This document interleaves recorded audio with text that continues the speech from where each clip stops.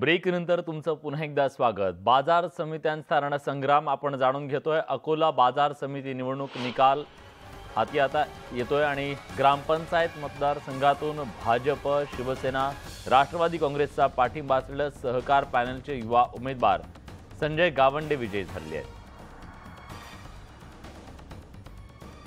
कुंदन जाधव आपले प्रतिनिधी आता आपल्यासोबत आहेत। कुंदन, काय सांगतोय हा निकाल? विलास, हा निकाल म्हणजे अत्यंत चुरशीची ही लढत होती आणि या निकालाकडे सर्वांचं लक्ष लागलेलं होतं। आज सकाळपासूनच आता काल मतदान झाल्यावर आज मतदान प्रक्रिया सुरू झालेली आहे। यात सहकार पॅनलचे 7 उमेदवार आतापर्यंत निवडून आलेले आहेत। पूर्ण 18 जागांसाठी ही निवडणूक आता सध्या लढली जाते। अकोला बाजार समितीमध्ये सकाळपासूनच मतमोजणीला सुरुवात झाली होती।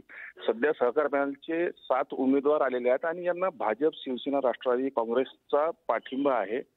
सोबतच वंचित यावेळेस स्वतंत्र उभी होती, यांनी आपले उमेदवार उभे केले होते, परंतु अद्याप तरी वंचितचा एकही उमेदवार निवडून आलेला नाही। मात्र आता अजून काही उमेदवारांचे निकाल बाकी आहेत, त्यानंतर अजून अपडेट कळेल किती येऊ शकतात। कारण की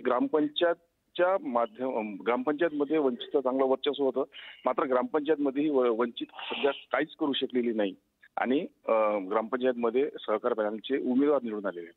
उर्वरित आता उमेदवारांमध्ये आता काय निकाल हाती येईल आता ते पाहावं लागेल। नक्कीच त्याबद्दलचे अपडेट्स घेण्यासाठी आम्ही वेळोवेळी तुमच्याकडे येत राहू। तुर्तास धन्यवाद तुम्ही दिलेल्या सगळ्या सविस्तर माहितीबद्दल।